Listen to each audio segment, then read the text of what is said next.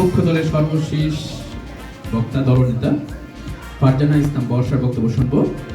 Mobile ফোনের উপকারের চেয়ে অপকারের দিক বেশি, এর পক্ষে বলবে ফারজানা ইসলাম বর্ষা।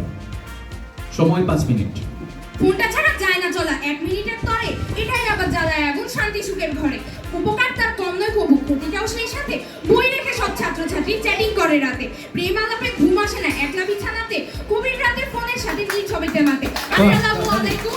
আজকের এই বিতর্ক প্রতিযোগিতায় উপস্থিত সম্মানিত সভাপতি, বিশেষ অতিথি, প্রতিপক্ষ দলের বন্ধুরা এবং উপস্থিত আমার সামনে প্রতিটি শ্রোতাকে আমার আন্তরিক সালাম ও শুভেচ্ছা জানিয়ে আজকের আমার এই বক্তব্য শুরু করছি। আমাদের বক্তব্যের বিষয় হচ্ছে মোবাইল ফোনের উপকারিতার চেয়ে অপকারিতার দিকই বেশি।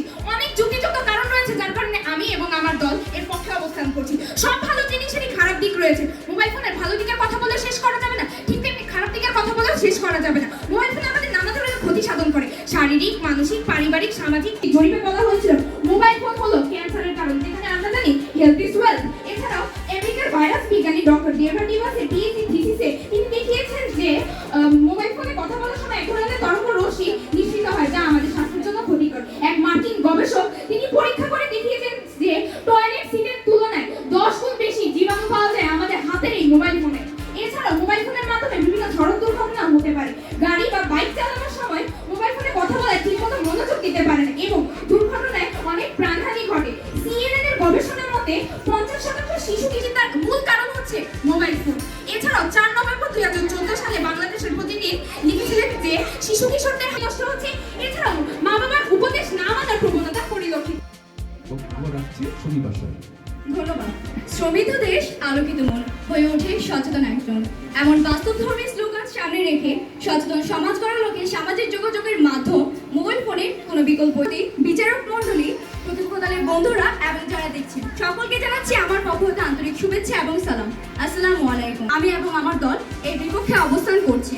আজকে আমি যুক্তির মাধ্যমে প্রমাণ করে দিয়ে যাব যে মোবাইল ফোনের অপকারিতা নয় বরং উপকারিতাই বেশি। মাননীয় স্পিকার, কর্মজীবনের প্রফেশনাল যোগাযোগের জন্য সবচেয়ে বেশি ব্যবহৃত মাধ্যম হলো ইমেল। আজ থেকে 10 বছর আগেও এই ইমেল সময় বেশি সাশ্রয় হয়, কাজের উৎপাদনশীলতা বৃদ্ধি পায়। মাননীয় স্পিকার, ভালো কাজ বলতে আমরা ইতিবাচক বা কল্যাণকর দিকটিকে বুঝি। বিভ্রান্তি বা গুজব হলো তথ্যকে পূর্ণভাবে উপস্থাপনের মাধ্যমে জনগণকে নেতিবাচক দিকে প্রভাবিত করা। সামাজিক যোগাযোগ মাধ্যম বলতে আমরা বুঝি টুইটার, ইনস্টাগ্রাম, ইউটিউব, ফেসবুক ইত্যাদি। মাননীয় স্পিকার, আমরা মোবাইল ফোনের মধ্যে নানা ধরনের জিপিএস এর সুযোগ সুবিধা পেয়ে যাচ্ছি। মাননীয় স্পিকার, ধরনের লেখালেখি কাজ করতে পারি, যেমন জরুরি হিসাব করা, তালিকা তৈরি করা, নোট তৈরি করা, আর্টিকেল লেখা, এক্সেল এবং ওয়ার্ড ফাইল এডিট করা বা তৈরি। বন্ধুরা যখন বারবার অপরাধ এবং বিভিন্ন ধরনের ক্ষতিকর এবং